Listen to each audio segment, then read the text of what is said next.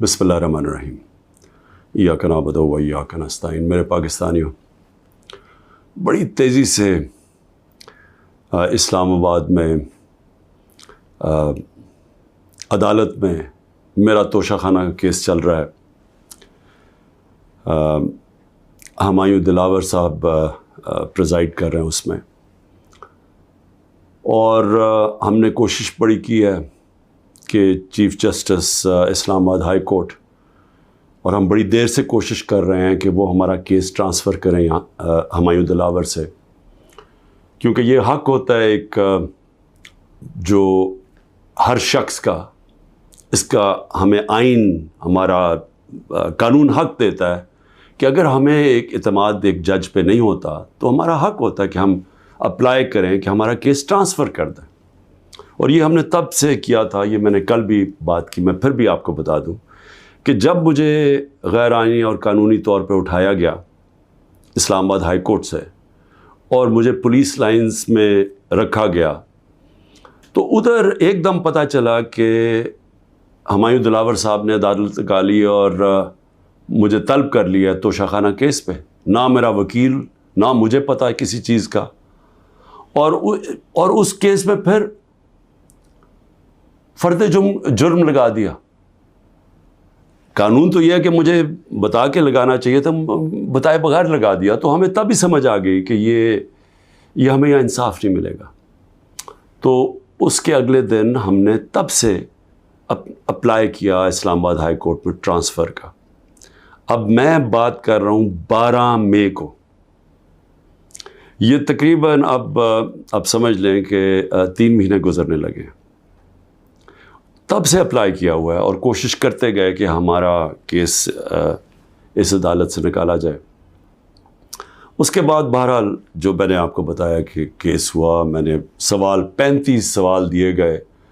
मुहर्रम की 3 छुट्टियां थी, बड़ी मुश्किलों से हमने वो अकाउंटेंट को ढूंढा। असल में ये सारे सवाल टैक्स के बनते हैं। ये जो इस अदालत में सवाल हैं, ये हैं सारे टैक्स के, क्योंकि कहा जी आपने ये डिक्लेयर नहीं किया, आपने ये बेचा, ये डिक्लेयर नहीं किया। तो मैंने वो सारे 35 के 35 सवालों का जवाब दिया, और हर एक का जवाब मैं खड़े होकर अदालत में एक एक का जवाब दिया।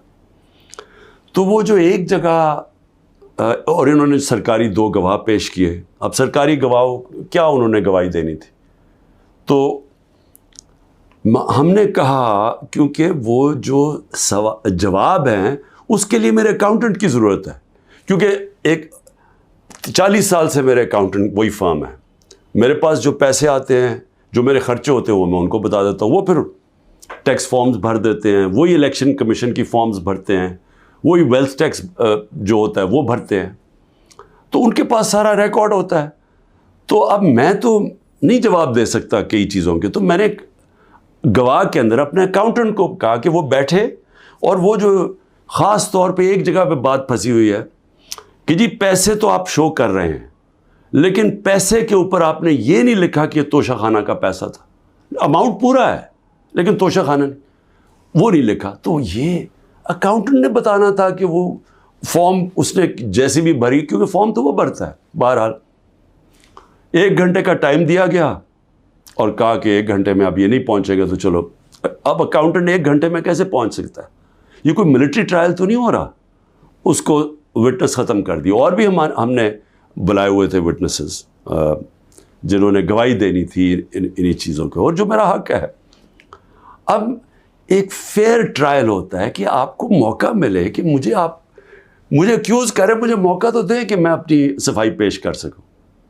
नहीं मौका दिया गया, और बड़ी जल्दी सब कुछ तेज़ी से किया जा रहा है। छुट्टियों में कभी ट्रायल नहीं होता। ये आजकल अदालतों की छुट्टियां हैं, छुट्टियों के अंदर डे टू डे ट्रायल हो रहा है। जल्दी पड़ी हुई है कि किसी तरह ये बस जल्दी से ख़त्म हो जाए। मौका भी नहीं दे रहा है। एक दिन क्या हो जाएगा कि 1 दिन डिले हो गया, 2 दिन डिले हो गया, कौन सी क़यामत आ गई है? विटनेसेस आए, हम तो मुतमईन हो जाएं कि हमने अपना केस पूरी तरह लड़ा है। लेकिन छुट्टियों के अंदर भी जल्दी पड़ी हुई है कि किसी तरह फ़ैसला आए। हालांकि हम सुप्रीम कोर्ट में भी हैं, और इस्लामाबाद हाई कोर्ट से मुझे कहना पड़ता है कि मैं काफ़ी मायूस हूँ कि वो ना फ़ैसला करते हैं, वो खींचते भी जाते हैं, वो پورا موقع دے رہے ہیں کہ یہ جب فیصلہ ہو جائے. یعنی اگر ہم نے ٹرانسفر کا اتنی دیر اپلائی کیا ہوا ہے تو کم از کم فیصلہ تو کریں.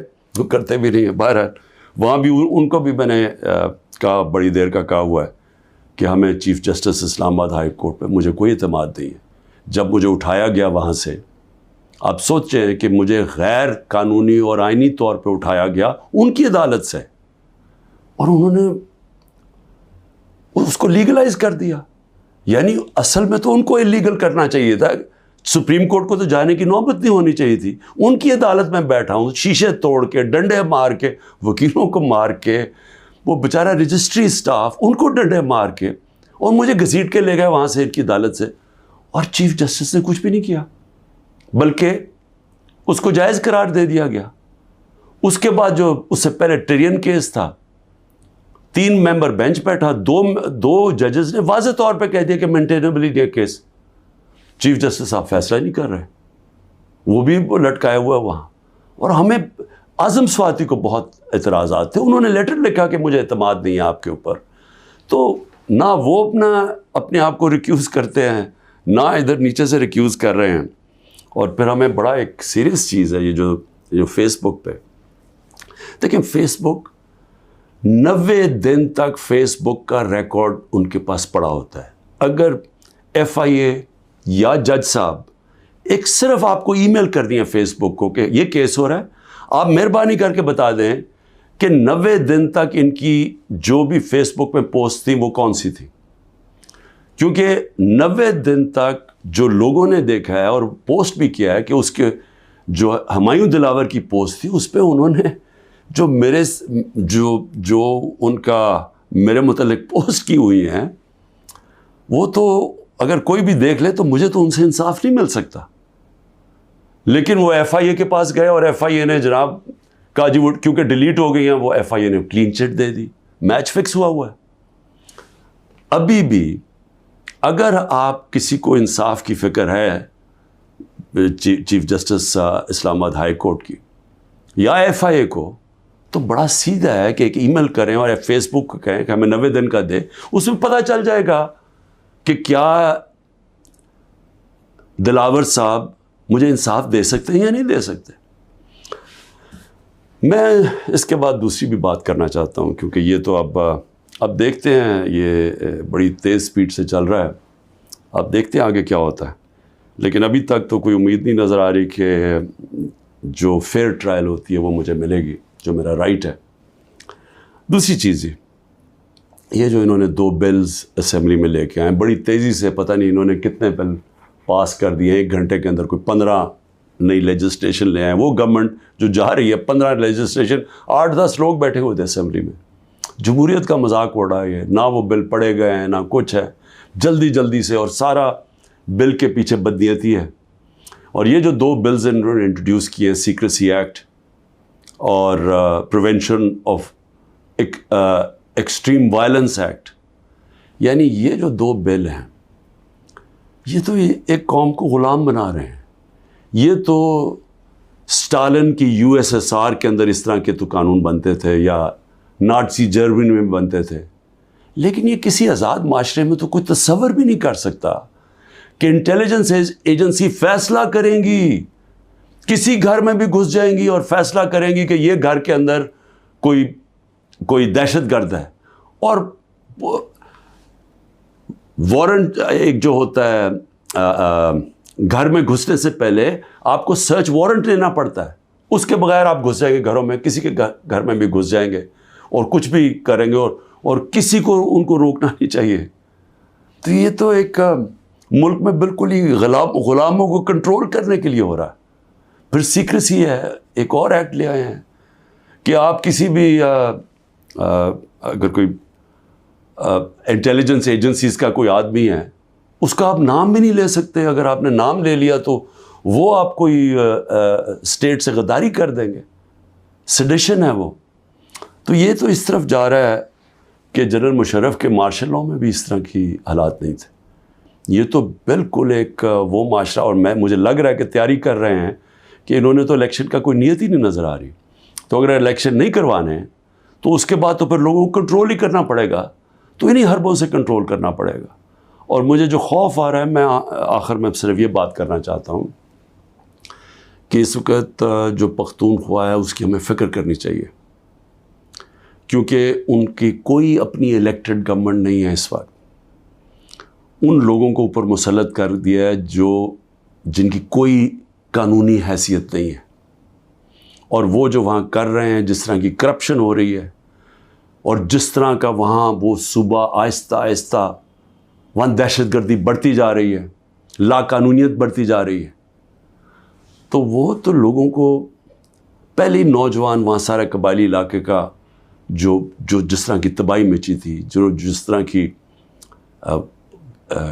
قتل و غارت ہوئی ہے قبائلی علاقے میں، ڈرون اٹیک سے، ملٹری آپریشنز، اوپر سے طالبان ایک طرف، وہ دوسری طرف فوج، تو وہ جو لوگوں سے ہوا، جس طرح کی تباہی مچی وہاں، تو وہ تو اسی سے ابھی نکل رہے ہیں. تو اگر یہ اسی طرف چلا گیا پھر سے، تو مجھے تو سمجھ نہیں آ رہی کہ کیا جو اس وقت فیصلے کر رہے ہیں اس ملک کے، کیا ان کو اندازہ ہے کہ نیچے گراؤنڈ کے اوپر کس طرح کا غصہ اٹھ رہا ہے؟ کیا اندازہ ہے کہ جب وہ پولیس لائنز کے اندر جب 100 پولیس والے شہید ہوئے تھے، پتہ ہے نیچے سے کیا آوازیں آ رہی تھیں؟ اور اب جو بجوڑ میں ہوا اس کے اوپر سارے پختونخوا کے اندر کس طرح کا غصہ گیا ہے؟